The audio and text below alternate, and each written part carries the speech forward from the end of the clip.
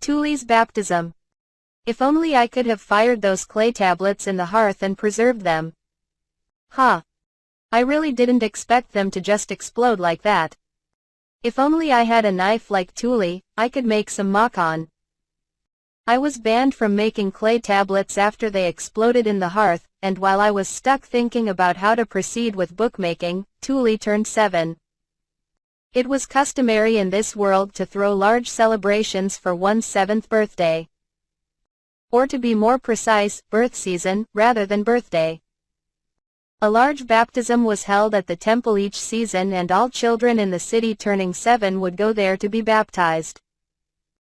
They'd be able to work as apprentices after that, so I suppose one could say they were joining the workforce. I felt kind of uncomfortable about a religious event being mandatory, but when I thought about it like the shrine visits I'd go on in Japan as a child, it felt more natural. Weird. Since children under the age of 7 weren't allowed to enter the temple, I couldn't watch the baptism myself. But neither could Dad. In a stroke of bad luck, Dad had a meeting on the day of Tuli's baptism that he just couldn't avoid. The meeting had been ordered by an arch-noble, one of a higher-ranked family in noble society, and thus his head would literally fly if he didn't go. Literally? Really? That's scary. And yet, despite that, Dad had been complaining since morning, showing no signs of going to work. Don't wanna. Who cares about the meeting? This is Tuli's baptism, you know? Why would I care about a meeting on a day like this? It was true that Tuli's baptism was a very special day. I imagined that the noble had children of his own, so I didn't get why he wouldn't be understanding of the situation. Wait. Do noble children not go get baptized? I asked. I've heard that they don't go to the temple. They summon the priests to their home. Nobles don't understand how we commoners feel. I had been enduring his complaining since I imagined he just needed to calm down a little, but he had been going since last night and just wouldn't stop. Do all worlds share how annoying a daughter-obsessed father gets when he misses an important day with his children? I sighed while diligently combing Tuli's hair from the middle outward. Dad, I'll go with you, so don't skip work. We can go with Tuli on the way there. And anyway, only children get to go inside the temple. Parents have to wait outside in the plaza. He would probably feel better if he tagged along and saw Tuli mixing with the other children in her dress. And yet, even with that suggestion in mind, Dad kept up complaining. It's a father's duty to wait outside the temple. Isn't going to work and making money a father's duty too? NGH. I'm done with this. If you don't want to go to work with me that much, you can go on your own. I let out a HMPH, causing Dad to look my way with tearful eyes full of sorrow. I'll go to work with you, mine. But I'll go right back to the temple plaza once the meeting's over. We're definitely gonna celebrate tonight. Tuli couldn't move her head while I was braiding her hair, so she looked at Dad with just her eyes and smiled. Geez, Dad. I know that. We'll definitely celebrate together. And I'm really excited for it, so hurry home. Yeah, Tuli's smile shot Dad's mood into the heavens. I could only clap my hands in awe of her angelic power. And then she made a request to me with that smile still in place. Mine, keep an eye on Dad and make sure he goes to work, okay? Leave it to me. I'll work hard so you can relax and go to the baptism. Wah, mine? Dad's pitiful behavior finally made Tuli burst into laughter. She had a nice smile. With this much overwhelming love thrown her way, she wouldn't feel lonely even without Dad waiting outside for her. Okay, done. You're looking super cute, Tuli. Thanks, mine. I had braided both the left and right sides of her hair in a half-up style, finishing things off with her hair ornament. It consisted of the tiny lace flowers I had made over the winter and looked like a bouquet. The variety of colored flowers suited Tuli's dress and her bright, soft personality. My, Tuli. She really did pretty you up. Wah. Mom? As she was going to the temple with Tuli as well, Mom was wearing her best outfit. It was a simple, light blue dress that stopped right above her shoes and gave her a dignified look. To think that a simple change of clothing and crimson blush from crushed red plants would make her look so much more beautiful. Wow! My mom's got perfect genes. She's like an absolute beauty. Mom, sit down. I'll braid your hair too. No need. I would stand out too much if you did my hair like that. Tuli and the other children are the stars of the show here, not me. Okay, my intention wasn't to make her stand out, and I didn't think braided hair would change Mom's look that much, but oh well. I didn't know what the other dresses would look like, and there was the chance that I went too far. I jumped off the chair I had been standing on to braid Tuli's hair. Okay, let's go. I took my tote bag to bring to the gate and left home with Tuli. Dad, wearing his work clothes, and Mom went with us. Mom could normally walk at a steady pace no matter what she was carrying. But today she walked down the stairs slowly while holding her skirt up with her hands to prevent herself from accidentally stepping on it. Tuli learned from her example and lifted up her skirt a bit while taking each step. Thanks to that, I somehow managed to be faster than them and exited the building first for the first time in my life. Woo! There were tons of people in the plaza surrounding the well. I heard that the entire city celebrated the baptism together. Lutz and Ralph, who had finished his baptism in the spring, were both outside despite having nothing to do with the event. Our neighbors were coming out to congratulate the stars of this season's baptism. I had always been too sick to go outside much, so today was the first one I had ever seen. Congrats, Faye. Looking a lot more manly, dude. The pink-headed Faye had his baptism today as well, it seemed. He was wearing white clothes with green embroidery just like Tuli, and his shirt was held in place by a diagonal green sash. Okay, I get it. Right. Now I see why being good at sewing is important. All these clothes were homemade, so one's skills were being put right on display. Sewing skills were never that important in Japan. And even in this world I wore raggedy clothes most of the time, so I never understood it when Mom told me that being good at sewing was required to be a beauty. I never knew since I didn't have a point of comparison until now, but my mom really was great at sewing. I could see why she was so proud of herself. I hate working with needles, so I guess I'm pretty much guaranteed to never find a boyfriend or get married here. Wow, Tuli. You're so cute. Lutz's mother, Carla, slapped her cheeks with overwhelming surprise after seeing Tuli and complimented her in such a loud voice everyone in the plaza heard. Immediately, everyone's attention fell on Tuli and words of praise flew in from every which way. Congrats, Tuli. Your hair's all braided and it's super cute, like a princess's. Tuli blushed with embarrassment at Carla's praise and smiled. Her white dress and green hair, with the light forming a halo on it due to the style of my braid, fluttered around her. Our Tuli really is an angel. I can tell why Dad's such an obsessive parent. Mine worked hard to braid it for me. Oh goodness, mine did that? To think she's good at something other than weird cooking. Mrs. Carla. That's just mean. Despite feeling depressed on the inside, I was a little relieved too. I might have been totally useless around the house, but I did have some skills that even this world valued. This looks really complex. How do you tie it together? Let me see too. Women and girls of all ages peered toward Tuli's hair. Ah. They're just simple braids, don't stare at them. I didn't have a proper comb, so the parting lines are kinda messed up. That's so nice, Tuli. My baptism's this winter, I wish I could have my hair braided like that too. Once one girl let out a jealous sigh, cries of agreement rung out. People just kept saying, me too, with no end in sight. Mine, everyone wants you to do their hair. I think that's a great idea.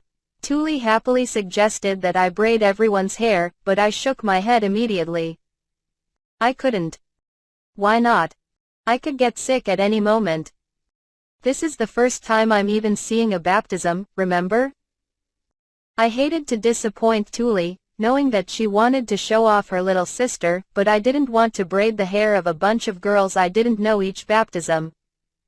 In the first place, none of them would end up with braids like Tuli's.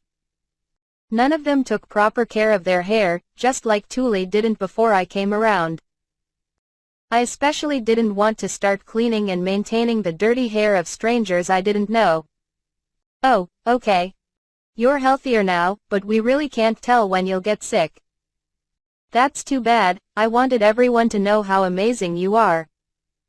I really wanted to grant Tuli's request since I was generally a useless waste of space, but this was physically and emotionally impossible for me. I could braid your hair while they watch, at least. But I won't promise to braid their hair myself. Yeah, okay?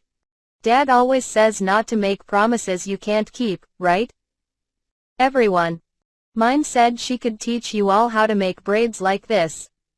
Tuli, satisfied with my compromise, went ahead and planned a future gathering by the well where I would show them how to do the braid. I really hadn't expected my simple braids to get so much attention. Now I knew why Mom declined to have hers braided too. So, what about that hair ornament? Who made that? Mine. No, Tuli. Our whole family did. Mom and I made the flowers. Dad made the hair stick part. Lacework was so rare that even Mom didn't know about it despite being such a talented seamstress. The older ladies here were fascinated by it. Hey, mine.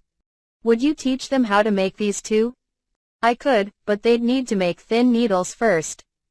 Plus, Mom would be a better teacher than me. I'm not as good at sewing as she is anyway. I wasn't the most social person out there, and I ran the risk of saying something weird due to my lack of familiarity with this world. Who knew what I should and shouldn't say to the moms around here? It would be best to just keep my distance and avoid accidentally exposing myself somehow. Clang, clang, clang. The temple's bells rang 3 times. Whenever the temple in the middle of the city rang its bells, the ringing echoed throughout the entire city. All of us who'd been making noises around the well fell silent for an instant. And then, someone let out a cheer. It's time. Let's go to the main street. With the kids being baptized in the lead, we walked onto the main street and saw other groups all doing the same from other alleys. A group of kids wearing white clothing was going from the edge of town to the temple in the center. The group walking consisted of those being baptized and their family, with everyone else watching from the sides of the street. This feels pretty familiar. The way people on the sidelines waving and cheering as those on the road advanced forward made it feel just like a marathon. Distant cheers grew louder as the group of kids approached where we were. I looked to Tuli, who was right beside me, and saw that she had kind of stiffened up with nervousness. I stretched as far as I could and poked Tuli on the cheek. Wha? Why? Smile. You're cutest when you smile, Tuli. Believe me. Tuli's eyes opened wide, and then she smiled like she usually did. Geez, mine. That ain't right, mine. Tuli's the cutest even when she doesn't smile. What am I gonna do with you, Dad? Soon enough, we saw the front of the crowd. In the midst of the loudest cheers, clapping, and whistling yet, I saw plenty of kids wearing similarly white clothing. Some had bright smiles, some looked uncomfortable, some looked smug, some looked nervous, but they all walked forward together. Tuli and Faye stepped forward out of our group of onlookers. They walked forward briskly, watching the group of kids, and then joined in the back.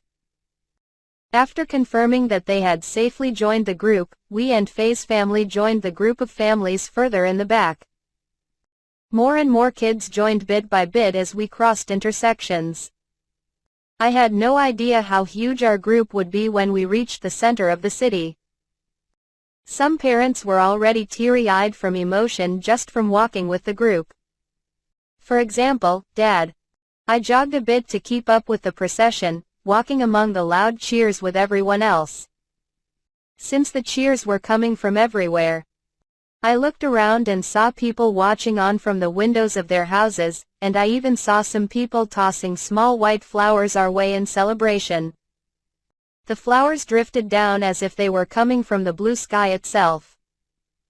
The children in the front let out happy cries. I was so short that I could really only see the hands of kids reaching up to try and catch some of the flowers. The group stopped after reaching the fountain where the main roads connected. The kids from the other roads joined together, swelling our numbers enormously all at once. This was as far as Dad and I could go. Wrong way, Dad. I took Dad's hand, stopping him from walking with the group to the temple, and pulled him away from the group. We walked to the side of the road and joined the onlookers so as to not get in anyone's way. Tuli. Geez. This way, Dad. Once the group passed, the onlookers began heading home. We followed the others and headed to the southern gate with Dad turning around multiple times, regret in his eyes. We're not going to be late, are we? Captain. You're late. Otto immediately called out to us with a sharp look once we reached the gate, then sent Dad to the meeting room. I would be using my slate to learn words just like always. In a pleasant surprise. Today he was going to start teaching me the names of commonly traded products so that I could read the material ledgers that merchants would show to identify what they were bringing with them. The names of these products were the first words that were actually relevant to my daily life. Today's words all had to do with currently seasonable vegetables. It was easy to learn the words for vegetables often used in cooking like pom. A tomato that looks like a yellow paprika, vel, red lettuce, and fisha, green eggplant, but it was hard to mentally picture the vegetables I hadn't eaten before, so they took longer to learn. I really wish I could go to the market to match the words with the real thing. Butchers are still too much for me, though. As I was practicing my letters alone, a relatively young soldier rushed in holding paperwork. Do you know where Otto is? He's in a meeting right now. Ooh, that's right. Crap, apparently, today's guard couldn't read paperwork very well. Do you want me to read it for you? What? You? I am Mr. Otto's assistant, you know.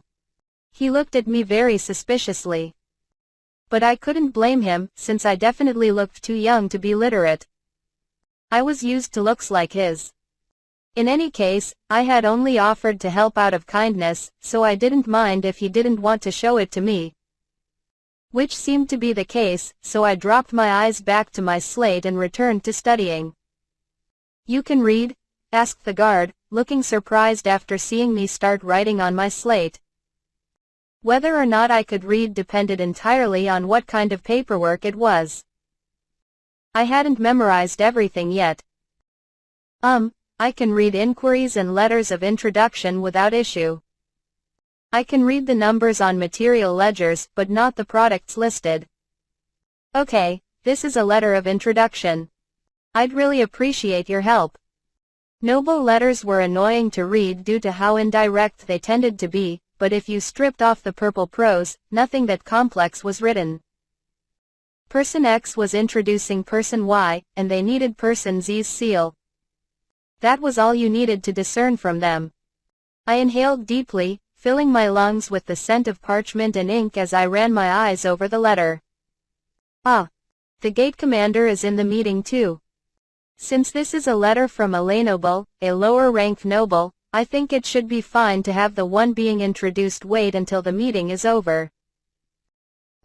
It looks like this is an introduction from Baron Blon, and the person is headed to see Baron Glaz. The commander's seal is necessary. I returned the parchment while reminding myself how Otto usually did his job. Even I could do this job once I had the instruction manual memorized. Please have the merchant who brought this wait in the room for lay nobles. Tell him that the commander is in a meeting with an archnoble and he needs some time before he can give his seal. I think Baron Glaz's visitor won't be pushy about this. Thanks. That's a big help. He tapped his chest twice in salute, so I jumped off my chair and returned it. At some point, saluting had become second nature for me while working for Otto. At this rate, I think I might accidentally end up employed as a secretary here. I had intended to make paper and open a bookstore before my apprentice work next year began, but I had stumbled and there was no end in sight. I went back to work studying words on my slate, and soon Dad rushed in. Time to go home, mine. A second ago, someone. You can tell me on the way back. Thule's waiting. Dad put my slate and pen into my tote bag and hoisted me up before walking out with his stuff. I started slapping my dad's shoulder, caught off guard by the pace of his walking. Dad? Come on. I have a report. We're outta here before Otto sees us. Wait. I really have a report for Mr. Otto. While we were in the midst of arguing, Otto caught up to us. Mr. Otto. A merchant with a letter of introduction from Baron Blond to Baron Glaz came. Since the commander was in a meeting, I had him be taken to the waiting room for lay nobles. Please take care of this as soon as possible. That's the kinda good work I expect from my assistant. Great job. She's my daughter, said Dad, making Otto sigh and rub his temples. My skilled assistant, I give you an important job. Go home with this captain immediately. He was so antsy during the meeting that an archnoble glared at us and thereby shaved years off my life. Dad, you need to treasure your life more. Otto's telling us to go, so let's not keep him waiting. I let Dad carry me home, and that night we had a family celebration for Thule's birth season. My internal view of celebrations involved cake, but we didn't have anything like that in our home. The only thing I could make with our ingredients was an attempt at French toast. I had Mom cut the fairly hard multigrain bread into slices, which I then covered with milk and eggs that I got by exchanging recipes with Lutz's family. It was finished once Mom cooked it with butter. Since we didn't have sugar or honey, we had jam made from a raspberry-like fruit as a side. I also made one other thing for Thule. Soup with specially chopped vegetables. Thule loved it, since she thought the heart and star-shaped vegetables were cute. Here, Thule. Your presents. Woo. Thanks, Mom. Dad. They gave Thule clothes and tools for work. After turning 7 and being baptized, kids began work as apprentices. Some workplaces had places for their apprentices to live, but Thule would be walking to her apprentice seamstress job. I guess she's aiming to be a beauty by getting good at sewing. I understand. She wants Ralph to say she's a good woman. You don't have work every day, right? Well, I won't be able to do any serious work for now, so I'll go there for about half of each week. After all, the workers won't be able to do their own job if they spend all the time training apprentices. Makes sense. My own studies were put on hold when the apprentice guards are being trained, and Otto did have more work because of them. And mine, this is for you. My parents took a long bundle of cloth and placed it on the table. Blinking, I tilted my head in confusion, not understanding why I was being given a gift on Thule's baptism. But I didn't get baptized today. Now that Thule has work, it's your job to pick up firewood, mine. You'll need this. I opened the bundle of cloth and saw a gleaming knife. The blade was thick and it was heavy enough to weigh my hands down. If this were Japan, my parents would be chastised for giving such a dangerously sharp thing to a child, but in this world, you couldn't even protect yourself without a knife. Those who can't help or do anything are treated like babies. I have my own knife now.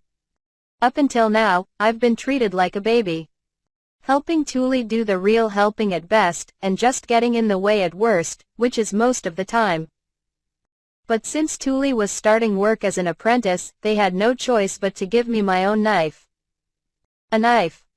Now I can make makan. Wooden makan.